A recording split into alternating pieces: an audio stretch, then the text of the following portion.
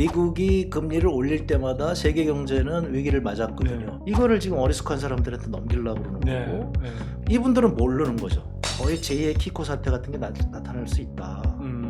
그래서 지금 위기의 초기 증상들이 나타나기 시작했어요. 은행이 갑자기 고금리를 주기 시작했다. 상당히 위험 신호죠. 그러니까 그분들이 은행이 금리를 올리게 되면 이분들의 부담이 늘어나는 거죠. 이게 이제 파국을 향해서 가는 거죠. 이렇게 쭉. 그러면 부동산 시장하고 연계가 되는데 지금 부동산 시장에 제가 이렇게 딱 보니까 또 이상현상이 벌어졌죠. 지금 같은 상황에 비상을 걸어야 되거든요. 그러니까 비상경제회의를 한다고 그러는데 저기서 뭐 하는지 도대체 알 수가 없고, 그러면 지금 비상경제회의를 해서 환율을 저렇게 내버려둘 이유가 하나도 없거든요. 코픽스에 그대로 연계가 되어서 변동금리를 갖고 있는 사람들한테 그대로 연계가 돼요. 한국의 금융시장이 요동을 치고 있는 건데 어느 누구도 지금 얘기를 하고 있지 않아요. 부동산 시장에 제가 이렇게 딱 보니까 또 이상현상이 벌어졌죠. 그거가 지금 터진다는 것 자체가 바로 위기가 굉장히 다가왔다는 얘기거든요. 지금 전혀 대비를 안 하고 있다는 게 저의 입장에서는 야, 이게 97년도하고 이게 똑같구나.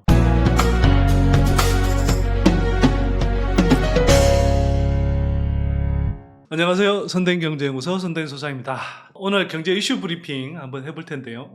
지금 한국 경제에 부채 폭탄 경계령이 내려졌습니다. 오늘 이 경고를 아주 강하게 발해주실 분 홍정학 교수님 모셨고요. 문재인 정부에서 중소벤처기업부 장관을 하신 홍정학 교수님 오늘 모시고 이 이야기 나눠보도록 하겠습니다. 지난번에도 저희가 이제 그 교수님 모시고 2번 정도 이야기를 좀 나눴었는데 오늘 또 이제 오랜만에 좀 모시고 최근 인플레 금리 이야기를 좀 하면서 그 결국 금리가 올라가는 상황에서 한국이 여러모로 뭐 가계부채도 잔뜩 쌓여져 있지만 부동산 거품도 심하고요. 이런 상황에서 교수님 모시고 그 이야기 좀 나눠보도록 하죠. 인플레이션을 지금 못 잡고 있는 것이고, 그 경제학자들이나 이제 연준이나 걱정하는 것은 그 참호를 파고 들어가는 거죠. 그 이제 그 구조화되는 거죠. 우리 말로 얘기하면. 그래서 인플레이션이 구조화되어서 구조화되기가 지금 굉장히 좋게 돼 있어요. 그 노동시장이 굉장히 타이트하고. 그러니까요.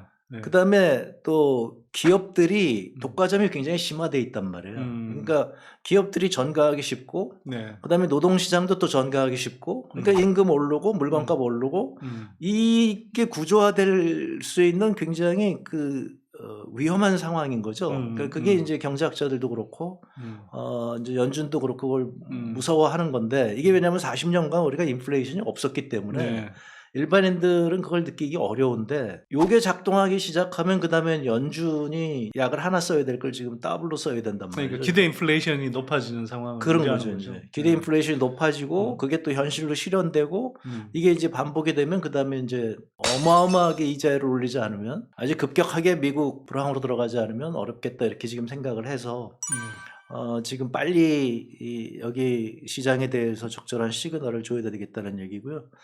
그 서머스 교수는 지금 계속 항생제 얘기를 하고 있어요. 항생제 얘기는 뭔가요? 항생제가 뭐냐면 우리가 지금 내성 생기는 거 의사가 일주일 먹으라고 그랬는데 한 3일 항생제 먹으면 그 다음에 증상이 없어지잖아요. 그래서 이제 항생제 끊는단 말이죠. 그러면 이제 얘가 내성이 생겨가지고 그 다음에 항생제 더블로 하면 이렇게 되니까 적절한 비유네요. 그래서 이제 서머스 교수는 지금 이 항생제하고 지금 똑같다. 이렇게 지금 시장이 저렇게 반응하는 것은 저건 바람직스럽지 않다.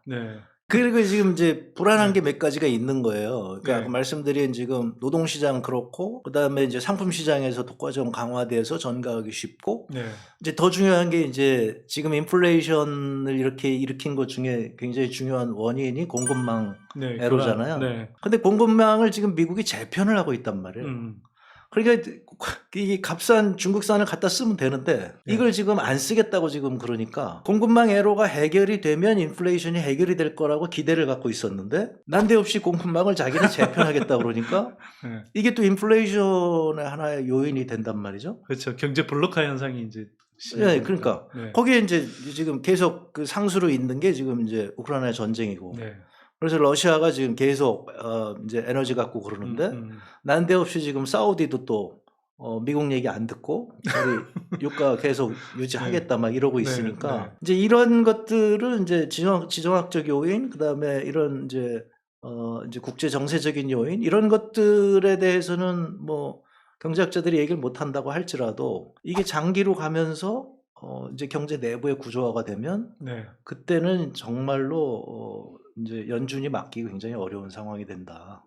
이걸 지금 걱정하는 거죠. 뭐 미국의 소비자 물가 지수에서 한 32% 차지한 게 주거비잖아요. 근데 이제 거기서 뭐 우리로 치면 일반적인 임대료도인데 그 간주 임대료라고 그래서 그 왜 집주인이 자기가 사는 집을 임대로 살았을 때 이제 이 등가 임대료라는 것도 사실 이제 주거비에 들어가잖아요. 근데 그게 보니까 그 레리 스머스 교수하고 그 연구팀이 조사한 거 보니까 한 1년에서 1년 6개월 정도 지연돼서 반영이 되더라고요. 그 원래 계속 올라가죠. 그러니까 이게 지금 주택시장 꺾였다고 이게 주거비 부분이 저 소비자 물가지수에서 하락하는 게 아니라 한동안 계속 더 올라가는 구조가 돼 있으니까 그것도 아마 계속 물가를 끌어올리는 그런 또 힘으로 작용하지 않을까 싶습니다. 그래서 이제 지금 국내에서 그 얘기들을 거의 안 하고 있는데요. 지금 놓치고 있는 게 그런 상황에서 이렇게 기본적으로 그 근원 인플레이션이 상당히 지금 높아져 있는 상황인데 문제가 되는 건 뭐냐면 이자율을 저렇게 올렸다 그러지만 실질 금리는 아직도 마이너스거든요.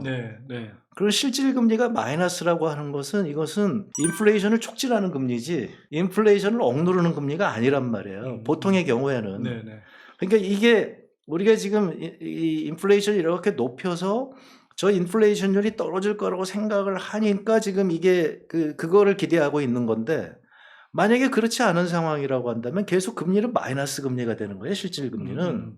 이거는 통상적인 상황에서는 경기 부양금리거든요. 그러니까 이제 경제학자들의 입장에서 보면 지금 시장의 반응이 이해하기가 좀 어려운 거죠.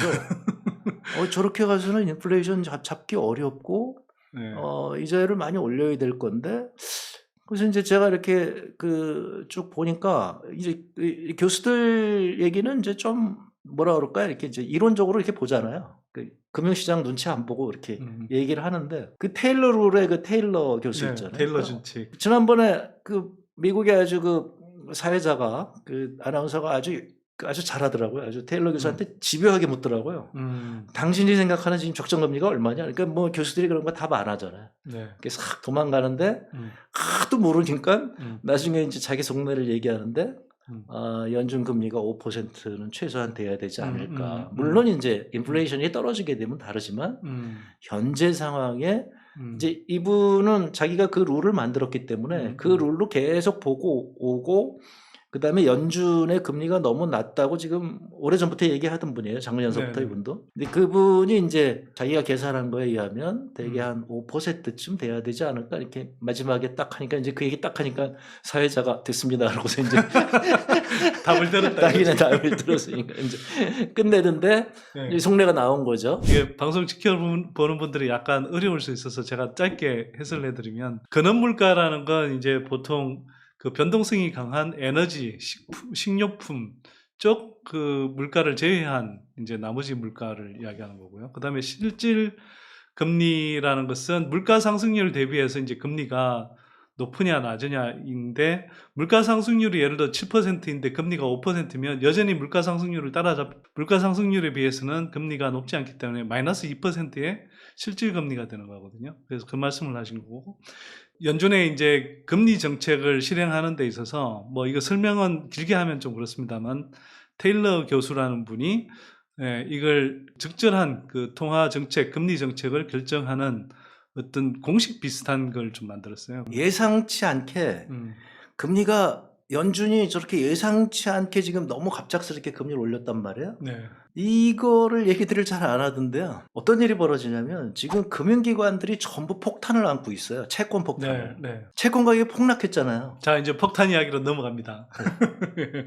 이게 이제 이게 전 세계가 다 충격을 받는 이유가 자기가 채권들을 다 갖고 있어요. 기관들은 은행, 증권사 엄청 갖고 있죠. 다 갖고 있죠. 네네. 그러니까 그 장단기 채권을 이렇게 갖고 있고 그리고 음. 예상해서 이제 금리가 오를 거다 그러면 서서히 올라가게 되면 그게 이제 장기 채권을 슬슬 줄이고 단기 채권 늘리고 이래가면서 이걸 맞춰가는 거거든요. 네, 네. 근데 금리가 갑자기 폭등을 하게 돼버리면 이 폭탄을 그냥 안고 있을 수밖에 없어요. 그러면 이제 어떤 일이 벌어지냐면 이 회계 보고를 할 때마다 여기는 적자가 나게 돼요.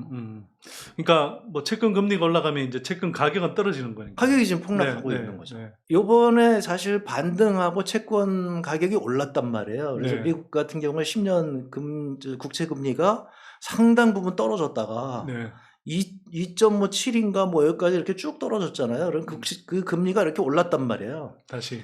그러면 그때 이 사람들이 사실은 한 번의 조정의 기회가 있었던 거죠. 자기네 네. 갖고 있던 폭탄을 해소할 수 있는 시간이 있었고 그때 또 무모한 친구들은 야 이제 바닥 왔어 이제 상승만 남았어. 네.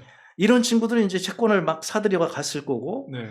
그러면서 근데 그 다음에 지금 다시 폭락했잖아요. 지금 3.2까지 갔으니까.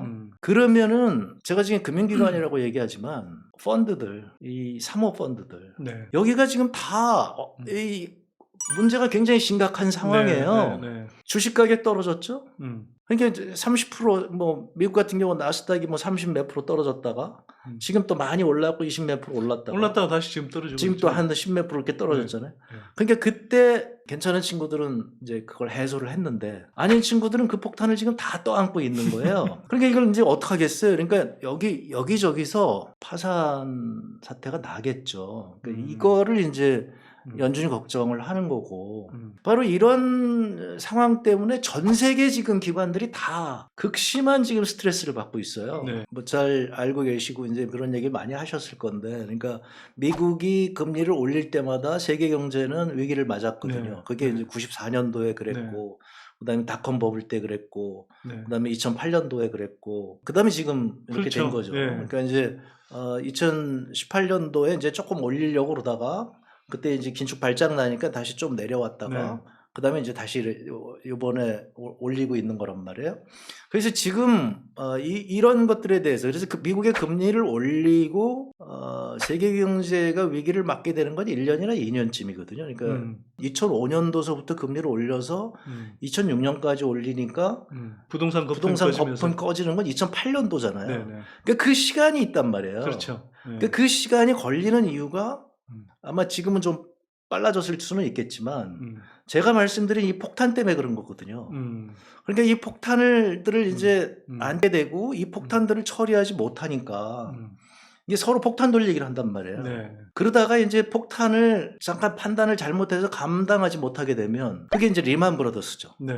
그 리만 브라더스가 이제 넘어갔는데 넘어가기 전에 한국의 산업은행한테 사라고 그러는 거잖아요. 그런 일이 있었죠.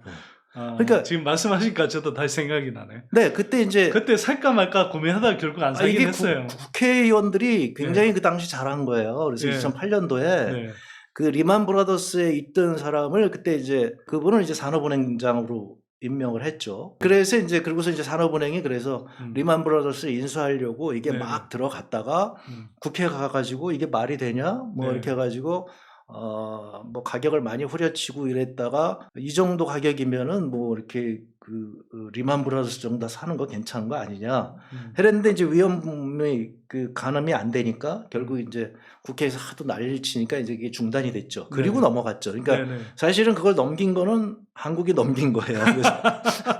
그래서 그때 샀으면 진짜 엄청나게 그 폭탄을 한국한테 넘기려고 했는데 한국도 그거 안 받는데더라 하니까 이제 그 다음에 폭탄이 터진 거죠. 그러니까 그거를 지금 주의를 해야 되는데 제가 걱정하는 게 우리나라에서는 지금 이 얘기들을 아무도 안 하고 있으니까 아주 애꿎은 사람들한테 지금 폭탄을 넘기고 있어요. 그래서 제가 얼마 전에 깜짝 놀란 게 신문에 개미들이 채권을 많이 산다.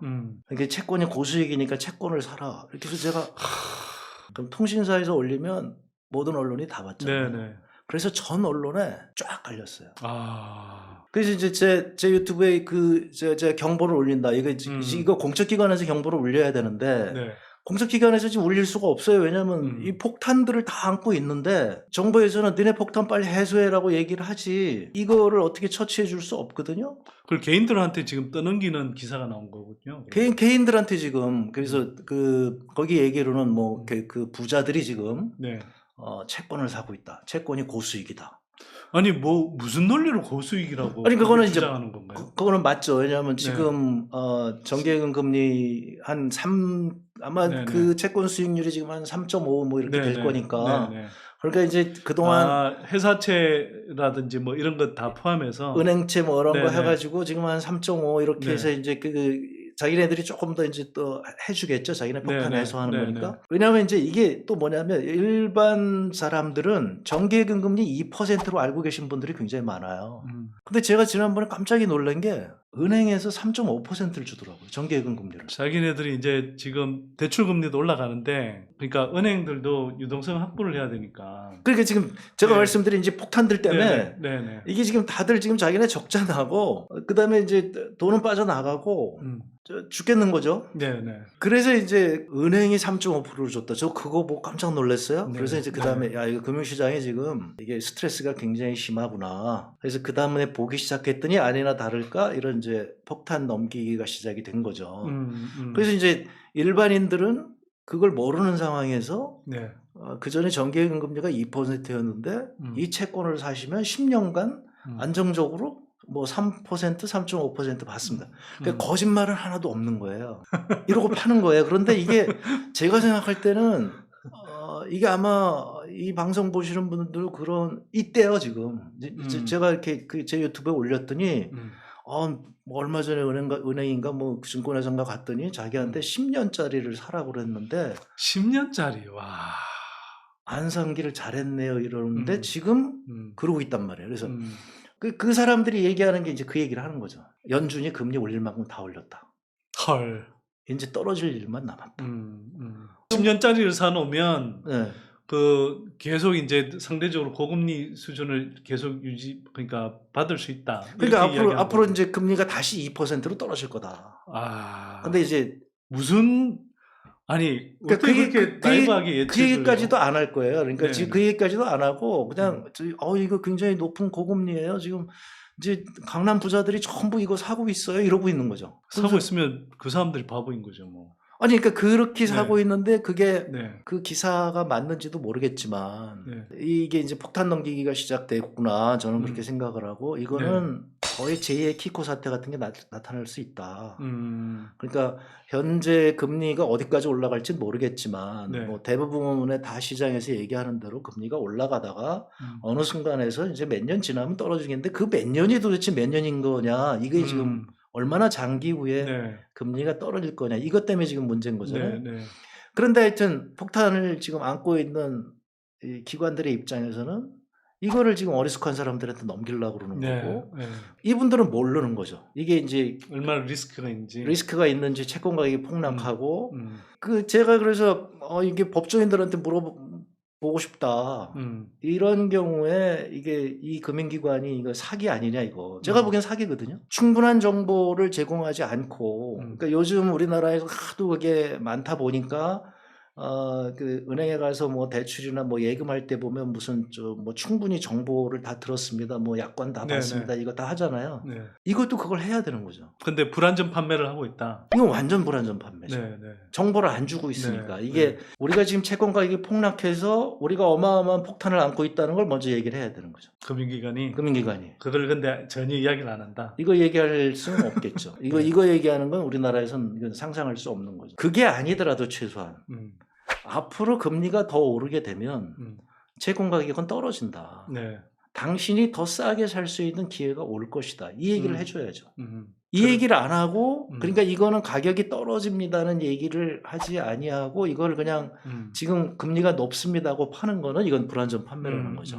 만약의 경우에 금리가 인플레이션을 못 잡아서 굉장히 많이 올라가게 되면 그분은 그 다음에 10년짜리 채권을 사면 그분은 어마어마한 손실을 보는 거잖아요. 그렇죠. 그래서 제가 이제 얘기를 하는 거예요. 그래서 자꾸 공개적으로 얘기를 하는 이유가 만약에 나중에 문제가 생기면 금융기관한테 법적인 책임을 물을 수 있다.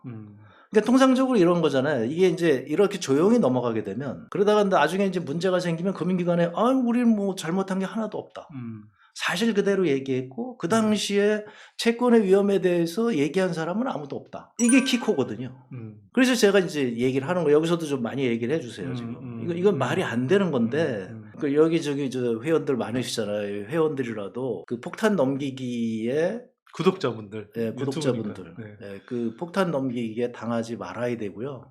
이거는 저는 그래서 세 가지 폭탄 넘기려고 지금 굉장히 애쓰고 있다. 그 세 가지 폭탄 나머지 두 개는 뭔가요? 부동산하고 주식이죠. 네. 부동산은 지금 네. 이제 30%나 떨어졌는데 지금 지금 줍줍 찬스다. 줍줍 찬스다. 지금 네. 뭐 이게 얼마나 좋은 이게 우리 한국에서 뭐 부동산 가격이 떨어진 거 봤느냐 뭐 이런 거죠.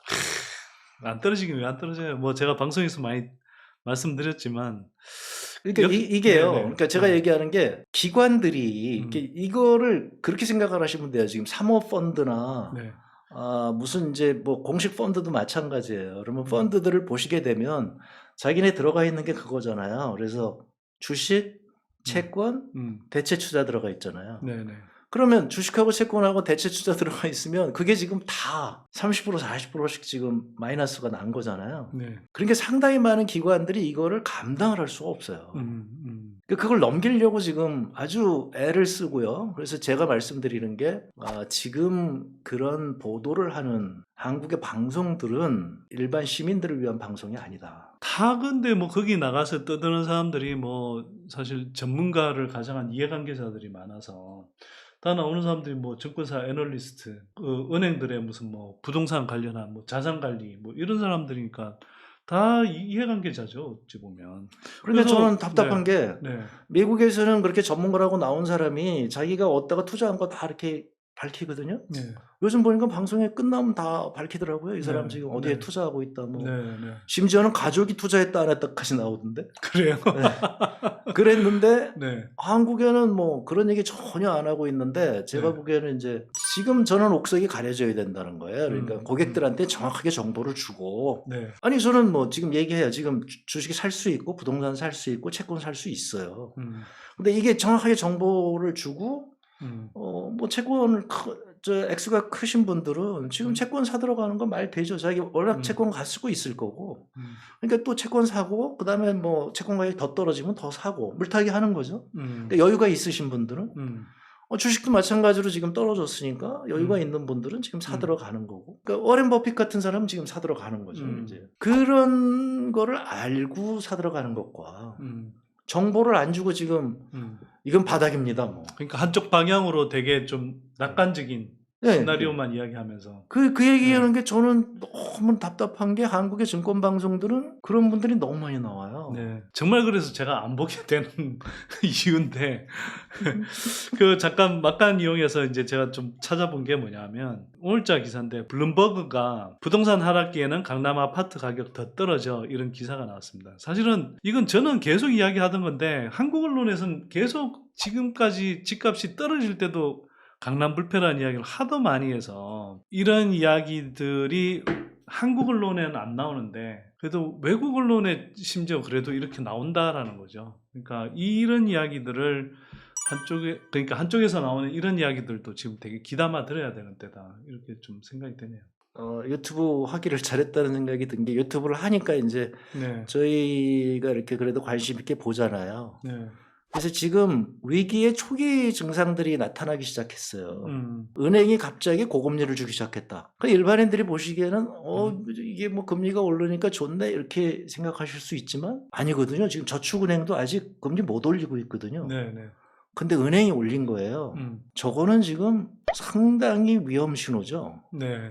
저게 저원가성 수신 자금이 있어야 이걸 또 대출을 해줄 수 있는데 기본적으로는 이 정도 금리를 주지 않고는 예금을 유치할 수가 없는 상황을 사실 또 반영하는 거잖아요. 그게 그렇게 됐는데 네. 문제가 되는 건 뭐냐면 우리나라는 그러다 보니까 그게 코픽스에 그대로 네. 연계가 되어서 네. 변동금리를 갖고 있는 사람들한테 그대로 연계가 돼요. 금리 대출 금리 또 더 올라가고. 그러니까 공식이 그렇게 돼 있으니까 네. 은행은 자기는 우리는 뭐 예금을 더 받기 위해서 이렇게 할 거예요. 그러면 기존에 나가 있는 변동금리 대출금리가 올라가는 거예요. 네네. 그러니까 이거는 자기네 이거를 올림으로 인해 가지고 더 큰 거를 버는 거죠, 은행의 입장에서는. 이런 것들이 지금 한국의 금융시장이 요동을 치고 있는 건데 네. 어느 누구도 지금 얘기를 하고 있지 않아요. 그리고 이제 한국의 변동금리 대출을 받은 분들이 75%라고 하니까 네, 정부 네. 78%인가요? 이제 정부 네. 발표로 그러니까 그분들이 은행이 금리를 올리게 되면 이분들의 부담이 늘어나는 거죠. 이게 이제 파국을 향해서 가는 거죠, 이렇게 쭉. 그러면 부동산 시장하고 연계가 되는데 지금 부동산 시장에 제가 이렇게 딱 보니까 또 이상현상이 벌어졌죠. 그게 뭐냐면 지난번에 MBC에서 아주 그거는 아주 잘 했던데. 전세 사기? 전세 사기. 네. 주택 가격이 계속 오르게 되면 그런 일은 안 터지죠. 그러니까 그런 일을 못 잡았다는 게 이게 이제 정부로서는 굉장히 문제가 심각한 건데 그거가 지금 터진다는 것 자체가 바로 위기가 굉장히 다가왔다는 얘기거든요. 네. 그럴 때 사실 드러난 현상들이 그런 거죠, 이제. 네. 위기의 전조 현상들이죠, 이게.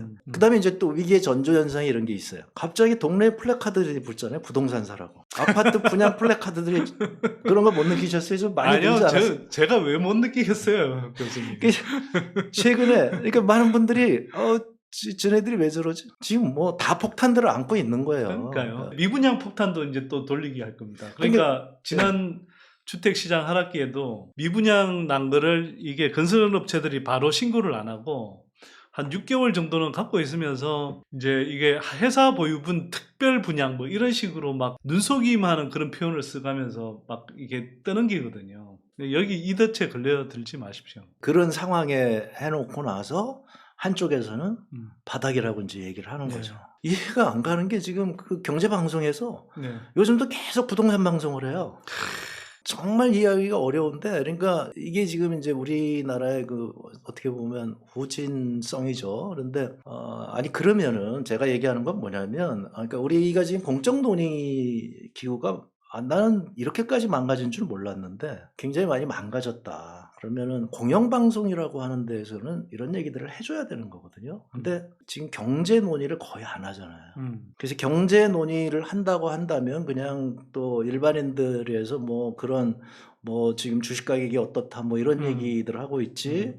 지금 이와 같이 폭탄 돌리기가 시작이 되어서 일반 서민들의 피해가 올 가능성이 많다 이런 것들을 누군가 나와서 경고를 해줘야 되는 거거든요. 이거는 우리 왜 이런 거 있잖아요. 뭐 저기 그런 사기단이 많이 돌아다니면은 금융감독원에서 경고 내리잖아요. 경보 내리잖아요. 소비자 경보. 이거 지금 소비자 경보 내려야 될 때거든요. 근데 소비자 경보를 내릴 수가 없죠. 왜냐하면 그러면 금융기관들이 안고 있는 폭탄을 어떻게 할 수가 없으니까. 정부는 오히려 지금 계속 떠넘기려고 하잖아요. 뭐 윤석열 정부부터가 뭐 예를 들어 최장 40년에서 50년까지 늘려서 뭐 이 주택담보대출을 내게 해주겠다. 그게 지금 황당한 얘기죠. 아니 그러니까요. 그런 게 다 폭탄 돌리기죠, 사실. 그런 거죠 지금. 그게 이제 제가 국회에 있을 때 그때 이제 2013년, 14년 때 이제 이제 빈네스 집사라고 할 때 제가 그때 이제 봤거든요. 그러니까 뭐냐면 지금 이제 뭐가 오냐면요. 국회에 미분양 아파트가 늘어나니까 세제 혜택 줘야 된다. 요번에 이제 나올 거예요. 그러니까 저분들이 꼭 그렇게 집어넣으실 거고요. 그러면 이제 그분들은 그러죠. 이거 안 하면 이제 주택시장 폭락하는데 누가 감당할 거냐. 황당하죠, 정말. 네, 그러니까 이게 지금 이제 문제가 되는 게 공적 논의기구가 마비가 됐다는 거고요. 그래서 저는 이제 개인적으로 답답했던 게 제가 이러는 이유는 그 IMF 때 그때 너무 답답했거든요. 경제학자로서. 한국 경제가 굉장히 그 위태위태하게 가는데 거의 시간이 충분히 있었거든요. 한 1년 정도의 시간이 있었죠. 그리고 지금 우리가 아는 정도의 지식을 가졌으면 미국이 지금 이자율을 올려서 전 세계가 스트레스를 받고 있고, 그러니까 제일 먼저 이제 뭐 거의 비슷하게 넘어갔지만 하여튼 그해 여름에 태국, 인도네시아 넘어갔잖아요. 그 전에 이제 멕시코 넘어갔고, 그런 증상들이 지금 이렇게 오는 거잖아요. 그러니까 이번에도 이제 스리랑카 넘어가고 지금 파키스탄 어렵고 뭐 지금 얘기할 수 없는데 하여튼 뭐 저 유럽 국가들 지금 어렵고, 그러니까 이런 것들이 지금 이제 쓰나미가 오고 있는 거잖아요. 퍼펙트 스톰이 이렇게 쭉 오고 있는 거잖아요. 그러니까 지금 태풍이 저렇게 어마어마한 게 왔어도 우리가 미리미리 알고 대비하면 되는데 지금 전혀 대비를 안 하고 있다는 게 저의 입장에서는 야 이게 97년도하고 이게 똑같구나. 경제학자로서 약간 뭐라 그럴까요? 좀 답답함? 위기의식을 못 느끼고 있는 데 대한. 네네네. 네. 그 제일 문제가 되는 건 이제 이런 거죠. 지금 요번 정부가 이제 관료들한테 이걸 맡기다 보니까 관료들의 이게 97년도에도 마찬가지네요. 관료들의 가장 큰 문제는 이게 개개인의 문제가 아니거든요. 그럼요. 내 임기 중에 일이 터지지 않으면 되는 거거든요, 이 사람들은. 그러니까 문제를 지금 해결할 수 있어요. 네. 근데 그거 잘못 건드렸다가 문제가 커지게 되면 자기가 덤태기를 쓴단 말이에요. 그러니까 이 사람들은 내 임기 중에 문제가 없도록 안 건드리고 가는 거죠. 내 임기 안에만 아니면 돼. 네. 네. 그게 제가 지금 제일 걱정하는 거예요. 그러니까 97년도에 그랬고 지금 같은 상황에 비상을 걸어야 되거든요. 그러니까 비상경제회의를 한다고 그러는데 저기서 뭐 하는지 도대체 알 수가 없고 그러면 지금 비상경제회의를 해서 환율을 저렇게 내버려둘 이유가 하나도 없거든요. 저는 뭐 환율에 대해서는 크게 걱정 안 하는 사람인데 이제 뭐 그건 얘기가 복잡하지만 하여튼 이제 우리 지금 국민연금이 달러를 너무나 많이 갖고 있기 때문에 그러니까 외국 주식하고 채권을 많이 갖고 있어서 여차하면 국민연금이 팔고 들어오면 돼요. 그게 한 2천억 불 되거든요. 그래서 이제 그런 것 때문에 저는 외환은 막을 수 있다고 생각을 하는데 그렇다고 해서 저는 지금 한등끄기 운동 해야 된다는 거거든요. 그래요? 아니 왜냐하면 지금 예. 무역수지 적자가 나는 이유가 에너지 가격이 지금 지난달인가 지지난달에 제가 얼핏 보니까 우리가 40억 불인가 50억 불인가 그 무역수지가 적자가 났는데 우리 에너지 가격이 거기에 추가되는 비용이 한 8, 90억 불 돼요. 그러니까 네네. 그 에너지 추가 비용만 한 절반으로 줄여도 네. 무역 수지를 막을 수 있거든요. 네. 근데 무역 수지가 뭐 한두 번 그렇게 돼서 문제가 되는 건 아닌데 저런 게 이제 누적이 되다가 다른 문제하고 합쳐지게 되면 외국인들이 갑자기 이제 빠져나간다 뭐 이렇게 되면 이제 굉장히 어렵게 된단 말이에요. 그러니까 네. 미리미리 이런 것들은 하나하나씩 딱 이렇게 막고 들어가야 되는데 제가 지금 갑갑한 게 정부가 그럴 사람이 없는 것 같다. 그럴 생각이 없고 사람이 없는 것 같은데 그러면 이게 언론 지형에서 얘기를 해줘서 공론화를 해야 되는 거거든요. 너네 왜 자꾸 이러냐. 이거 뭔가 대책을 만들어야 되는 거 아니냐. 그러면 언론에서 자꾸 그럼 대책을 만들죠. 근데 언론이 그 얘기를 지금 하나도 안 하고 있잖아요. 아유, 우리 언론이 뭐 그렇게 사전적으로 전문성이 있어서 사전적으로 경고하고 그러나요? 예, 문제 생기고 나서 뒷북치고 얼마 전까지 뭐 빚내서 집 사라고 했다가 이제는 뭐 집값 뚝 떨어진다고 또 이제는 확 입장 바꿔서 정반대의 보도를 하고 있는. 그러니까 이제 공포 네. 마케팅을 하겠죠. 그래서 이제 내분양 지원해야 된다. 그다음에 뭐 저 집값 버텨야 된다. 뭐 이런 거 하고 한국은행이 지금 금리를 못 올리고 있잖아요. 한국은행이 지난번 저렇게 금리 올린 것도 저로서는 납득하기 좀 어려운 일이고요. 더 올렸어야 된다. 당장은 괜찮지만 만약의 경우에 연준이 저기서 금리를 한참 더 올라간다면 그러니까 네. 정말로 연준이 지금 계산을 잘못해서 현재 2.5인데 5까지 간다고 상정을 해보면 그건 난리가 나는 거거든요. 네, 그렇죠. 근데 우리는 그거를 염두에 둬야 되잖아요. 뭐 1%, 2%의 확률이라도 그런 일이 발생할 걸 염두에 두고 지금 미리미리 조그만 구멍 난 거를 막고 가야 되는 거거든요. 근데 지금 그게 안 보여요. 그런 상황에서 이제 힘없는 사람들한테 폭탄만 넘기려고 그러고 그러면 또 이제 어느 순간에 갑자기 쓰나미가 갑자기 눈앞에 나타나는 거죠. 근데 이게 눈앞에 나타나는 게 아니고 이게 이미 시작된 지가 1년째인데 1년 전서부터 지금 이렇게 쭉 오고 있는 건데 아무도 그거에 대해서 얘기 안 하고 있으니까 일반 시민들의 입장에서 보면 어느 날 이제 일이 탁 터지게 되면 이게 뭐지? 이게 이제 IMF 때 그런 거거든요. 그래서 뭐 IMF 때 제가 한심한 게 경제학자들이 이건 뭐 벼락이었다. 아니 벼락은 무슨 벼락? 그래서 이게 뭐 대비할 수 없는 벼락이었다. 위기는 사실은 서서히 그 내연하면서 연기가 모락모락 나잖아요, 사실은. 그러면서 불이 확 붙는 거죠. 뭐. 2008년도 그런 거고요. 네. 그러니까 2008년도에도 제가 이제 그런 얘기를 들은 제가 2007년도에 미국 갔었거든요. 음. 그러니까 이미 2007년도에 미국에 그 난리였어요. 그래서 거기 그 미국 분들이 저하고 만나면 그런 얘기야. 너 경제학자라며. 너가 설명 좀 해봐라. 이렇게 국민들이 전부 집에서 쫓겨나는데 이게 제대로 된 경제나 막 이렇게 묻더라고요. 그래서 네네. 야, 이게 미국 이런데도 정부가 가만히 있네. 저 희한한 정부네. 그랬는데 이제 탈이 생긴 거죠. 예, 리만 터지고 나서 이제 난리가 나고 금융시장이 요동치는 거죠. 그러니까 지금도 제 얘기가 뭐 정부에서 지금 PF가 위험하다 그러니까 PF 바라본다는 기사가 나오는데 사실은 지금 쳐다볼 건 그걸 쳐다볼 게 아니라 각 펀드가 지금 손실이 얼마가 났는지를 봐야 되는 거거든요. 그 손실을 그걸 공개하겠어요? 그러니까 뭔가 지금 마사지를 하겠죠. 공식 비공식적인 기관들이 지금 어마어마하게 손실이 났고 국민연금이 지금 발표했잖아요. 금년에 8% 자기네 손실 봤다고. 나는 어떻게 8%밖에 안 봤는지 그것도 좀 잘 이해가 안 가는데 아마 그게 환율이 저렇게 됐기 때문에 그런 거 아닌가 싶기도 해요. 근데 하여튼 뭐 국민연금은 자기네 투명하게 딱 나오니까 자기네 8% 봤다고 얘기를 하는데 지금 다른 기관들은 어마어마하게 손실이 봤을 거고 그리고 이제 그 펀드의 경우에는 해지하는 분들이 있어서 막 위태로운 상황인 거죠, 다들. 그런 것들에 대해서 이렇게 종합적으로 좀 보고 얘기를 하는 게 저는 먼저라는 거예요. 자꾸 지금 주식 가격이 오른다 내린다 하는데 아니 그러다가 지금 뭐 하나 뻥 터지면 주식 가격이 저게 버티겠어요? 나는 그 주식 가격이 오른다 내린다 얘기하는 분들이 참 신기해요. 아니 어떻게 아셔요 그거를? 모르죠. 그런데 이제 네. 제가 얘기하는 거는 저는 이제 과학적으로 우리가 접근을 하자는 거죠. 그래서 역사적인 사례는 미국이 금리를 올릴 때 굉장히 1, 2년 내에 세계 경제는 위기를 맞았고 지금 서머스 교수가 얘기하는 것은 미국이 1, 2년 내에 불황이 반드시 올 것이다. 그게 오지 않으면 인플레이션을 못 잡을 것이다. 지금 이런 얘기고요.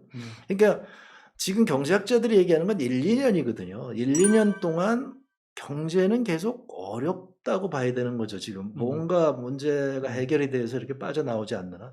물론 이제 그 주식시장 같은 경우는 그 전에 치고 올라오겠죠. 그러니까 이제 더 이상 떨어지지 않겠다는 생각만 있으면 그 전에 치고 오겠지만 지금 이론적으로 보면 1, 2년 사이고 그 1, 2년 사이에 리만 브러더스 같은 게 하나 터지게 되면 세계 경제는 다시 요동을 치는 거고 그러면 이제 미국은 또 금리를 또 내리겠죠. 미국의 금융시장은 또 그거나 바라고 있는지도 또 모르죠. 이제. 자 오늘 다시 귀한 시간 내주셔서 일반 서민 투자자들한테 아주 강한 경고를 물려주신 홍정학 교수님 감사드리고요. 다음 시간에 다시 또 모셔서 또 유익하고 알찬 이야기 듣도록 하겠습니다.